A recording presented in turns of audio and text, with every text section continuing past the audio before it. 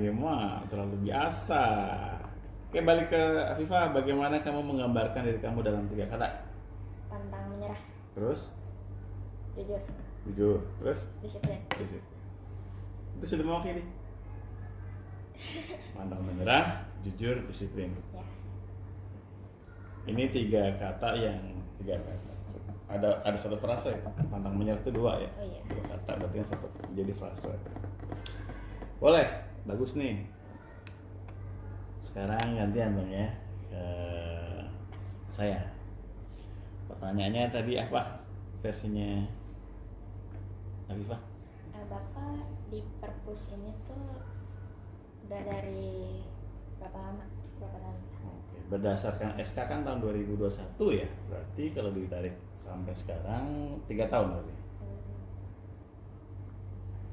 Nah, sekarang coba dari salah. Apa suka duka Bapak menjadi Kaperpus? Sukanya itu kalau dalam versi ASN ya, guru P3K itu masuk ke dalam laporan.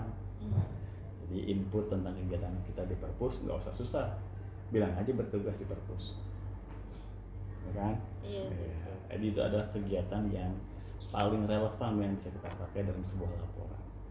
Sukanya kedua, kita punya peluang untuk bisa keluar mengikuti upgrade skill. Jadi kalau dalam beberapa momen saya bisa keluar, ketemu dengan pustakawan lain di sekolah-sekolah lain, itu kita dapat banyak ilmu, teman, gitu. Pasti juga punya kesempatan untuk tahu wawasan baru apa yang bisa kita dapetin dari pertemuan ini nih. Mulai dari ternyata ada baru loh bahwasannya program yang bisa membuat daftar panggil buku itu lebih cepat, ya kan? Terus kita bisa studi banding program-program di perpus apa aja sih yang menarik sehingga orang-orang mau berkunjung ke perpus. Nah, ini kan kerangkanya adalah membangun eksistensi perpustakaan itu sendiri. Saya mau tanya jujur nih, berapa banyak anak-anak sekarang yang mau baca buku? Sedikit sih Pak. Mungkin 20% dari 100%. Iya, lucu ya, di mana-mana pasti begitu. Artinya ketika kita mendapatkan sebuah kemudahan, biasanya malah kita nggak pakai. Setuju? Setuju. Iya kan? Malah lebih milih baca di HP. Handphone dulu kan diciptakan cuman bisa teks sama panggilan ya, suara ya. Hanya untuk berkomunikasi. Seiring dengan bertambahnya zaman, waktu dia menambah fiturnya. Tadinya fitur phone cuma teks sama panggilan, berubah sekarang jadi multimedia. Orang bisa ngapain aja di handphone ini, bahkan tugas-tugas sekolah aja bisa dikerjakan di sini ya. Iya, betul. Nah, pertanyaan berikutnya begini, kenapa begitu sudah melimpah fiturnya tapi malah nggak kepake optimal? Contoh yang paling gampang adalah kamera. Kamera ditujukan buat apa sih dulu? Mengabadikan dong. Iya. Ya, konsep awalnya kan ketika dijejalkan fitur kamera dengan, kalau ini kan terpisah nih, kalau pengen mengabadikan sesuatu pakai kamera, dulu ada alatnya sendiri lah yang fokus di kamera. Dijejalkan di handphone, orang malah jarang mengabadikan momennya dia, ya nggak? Iya. Waktu SMP bikin catatan akhir sekolah nggak? Enggak. Ada videonya perpisahan gitu dari kamu pertama kali kelas 1 SMP. Nggak ada. Padahal sudah ada teknologinya ya. Emang Pak. Nah, kenapa itu? Karena nggak kepikiran sih Pak. Padahal kan ada alatnya. Iya. Tapi kayak nggak kepikiran aja. Punya channel YouTube, Nggak punya. IG ada. Iya ada. Nah, seberapa sering posting? Nggak kehitung sih Pak. Kamu berapa postingan di IG? Kalau postingan sih belum. 0 ya? Iya. Nih Saya 1. banyakan story. Iya betul. Kalau saya kira-kira ada berapa postingan? Mungkin lebih ya dari 100. Oke, coba dicek dulu dong Apa? IG-nya. Kita lanjut. Jumlah berapa postingan? 9.460 9.460. ya. Itu banyak nggak sih? Lebih dari 1.000 ternyata bukan 100. Wah keren sekali Bapak. pasti kan teman-teman kalian tuh banyak yang model kayak kalian nih, nol postingan tapi banyak yang di story gitu. Kalau saya story tetap ada, tetap bikin, tapi sekarang polanya adalah story itu yang versi vertikal.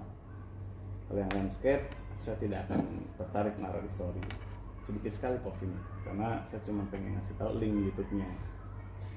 Supaya apa sih? Supaya momentum ketika kita sedang beraktivitas itu tetap ada. Nah, dalam kaitannya sebagai ASN itu juga masuk dalam laporan. Namanya kan nanti saya kan tipikal orang yang kalau bikin laporan itu di ending tanggal 30 namanya, tanggal 30 setiap bulannya bikin laporan. Saya itu ngapain aja? Saya tinggal breakdown di medsos saya. Ngerti nggak? Semuanya hari Senin kemarin kita agenda di perpus ngapain aja? Satu, kita bikin konten tentang perkenalan diri, ya kan? Terus ada kelas bahasa Arab, gitu kan? Nah, itu adalah poin-poin yang bisa kita laporkan tentang kegiatan kita tanggal berapa kemarin? 12. Itu kalau dilihat dari sisi baiknya ya. Karena ada juga yang nggak mau terekspos, mager, malu kayak Atau tadi ya, introvert. atau sama introvert dan satu dan lainnya. Ya saya sih nggak bisa menyalahkan itu, tapi teknologi diciptakan untuk memudahkan kita pada prinsipnya. Sebagai kepala perpus yang sudah 3 tahun, saya melihat perpustakaan kita itu menangnya di mana sih? Di buku. Karena Buku? semua buku akhirnya ada. Pelatihan. Tapi Iya. pernah berkunjung berapa perpus sebagai perbandingan? Satu perpus sekolah dulu. Iya, fokus sekolah. Menjawab pertanyaan tadi bahwasannya suka duka menjadi kepala perpus, yang paling menyenangkan tadi ya bisa eksplorasi ketika kita di luar. Kenapa di luar? Di luar itulah potensi untuk mengembangkan diri lebih jauh lagi. Dukanya adalah ketika kita mendapati ya mungkin ya, kalau saya sih sebenarnya nggak begitu bermasalah banget. Datang ke perpus modus, ngerti nggak? Ada yang cuma pengen ngadem, tidur, ngerumpi, ya kan? Saya sih pada prinsipnya nggak masalah bahwasanya dia mau ngapain selama dia punya kecintaan terhadap perpustakaan, buat saya udahlah nggak apa-apa. Cuma bu ya punya sedikit atraksi gitu loh, tetap ada nuansa baca-bacanya dulu. Setelah itu dia tidur, silahkan tidur, kan? Numpang adem nggak ada masalah mau numpang adem, ya kan? Selama ada atraksinya, oh baca buku dulu sambil kan begitu. Artinya ada upaya. Ya memang tujuan awalnya itu gitu. Perkara nanti dia bakalan tidur, bakalan numpang adem, bakalan akhirnya nanti ngegosip, tapi itu dikeluarkan dulu.